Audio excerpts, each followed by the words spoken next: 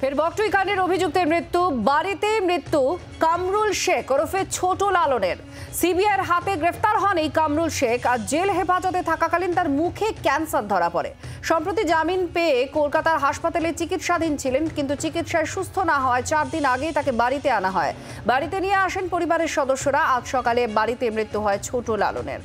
এই বকটুই কাণ্ডে ফের আরও এক অভিযুক্ত, তার মৃত্যু হয়েছে বাড়িতে। এবং কামরুল শেখ, যাকে সিবিআই গ্রেফতার করেছিল, পরিচিত ছোট লালন হিসেবে।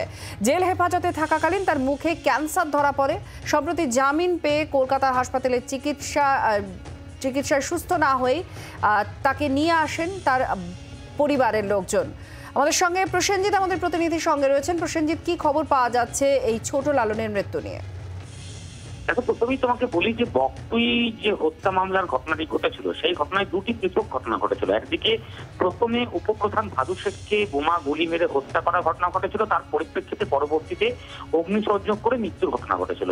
এই যে ভাদু শেখকে হত্যা করার ঘটনাটি প্রথম ঘটে, সেই ঘটনায় অন্যতম অভিযুক্ত ছিলেন এই লালন শেখ, ছোট লালন।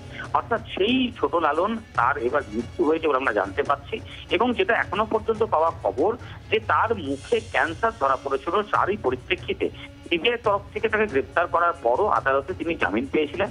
জামিন পাওয়ার পর তার চিকিৎসা চলছিল, কিন্তু চিকিৎসায় সেই রূপ সাড়া না পেয়ে পরিবারের লোকরা 3-4 আগেই তাকে বাড়িতে নিয়ে আসে। এবং বাড়িতে নিয়ে আসার পরে আজকে তার মৃত্যু হয়েছে, এমনটা আমরা জানতে পারছি। এবং বলা যেতে পারে এই ঘটনায়, বকটুইয়ের যে হত্যা মামলার ঘটনা, সেই ঘটনায় কিন্তু আরো একজনের এই মৃত্যুর ঘটনা ঘটলো। এবং এর ইতিমধ্যেই পরিবারের তরফ থেকে যে শেষকৃত্য সম্পন্ন করার কাজ, সেই কাজ তারা ইতিমধ্যেই শুরু করছেন বলে আমরা জানতে পেরেছি।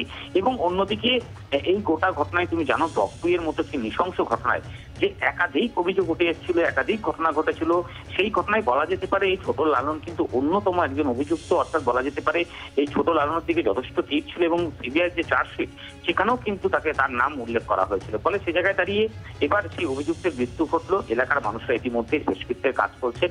তবে এখনো পর্যন্ত সেই একইভাবে বকটুইয়ের পৃথক দুটি ঘটনাতেই কিন্তু কার্যত সকলেই চাইছেন যারা দোষী তাদের শাস্তি হোক। তবে এই মুহূর্তে একজনের মৃত্যু হলো, এবং এর আগেও তুমি জানো বড় লালন অন্যতম অভিযুক্ত ছিল পুড়িয়ে মেরে ফেলার ঘটনায়, সেই ঘটনা তারও ইতিমধ্যেই মৃত্যু হয়েছে। ফলে এই মুহূর্তে দাঁড়িয়ে দুজন অভিযুক্তের মৃত্যু হলে এমনটা কিন্তু বলা যেতে পারে। আর পুলিশের তরফ থেকে কোনো পদক্ষেপ বা কোনো তৎপরতা? দেখো, পুলিশের তরফ থেকে সব রকম নিরাপত্তা গ্রামে রাখা হয়েছে। এবং তার দেহ সৎকারের যে শেষ কাজ, সেই কাজ কিন্তু প্রশাসনের সামনে দাঁড়িয়েই করবে, এমনটা বলা যায়। তার কারণ হলো, তুমি যেহেতু জানো যে সিবিআই তরফ থেকে তাকে আসামি হিসেবে চিহ্নিত করা হয়েছিল, গ্রেফতার করা হয়েছিল, চার্জশিটের নাম রয়েছে।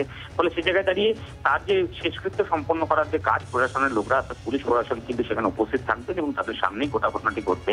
এবং পুলিশের তরফ থেকেও আমরা যেটা পুলিশ সূত্রে জানতে পারছি, যেহেতু সিবিআই এই মামলার তত্ত্বাবধান করছেন এবং তদন্ত করছেন, ফলে তাদেরকেও কিন্তু সব রকম যে ঘটনার পরবর্তীতে কি কি করছে সমস্ত ইনফরমেশনই কিন্তু সিবিআই কেও দেওয়া হবে, এমনটা পুলিশের সূত্রে আমরা জানতে পারছি। এবং প্রশাসনের তরফ থেকেও একবারে, তুমি জানো যে ঘটনার যেহেতু বকটুইয়ের ঘটনার বেশ কিছুটা সময় অতিক্রান্ত করলেও এখনো পর্যন্ত তার রেস্ট যেহেতু রয়েছে, যাতে কোনো রকম ভাবে কোনো ঘটনা না ঘটে সেদিকেও কিন্তু প্রশাসনের তরফ থেকে নজর রাখছে। ধন্যবাদ।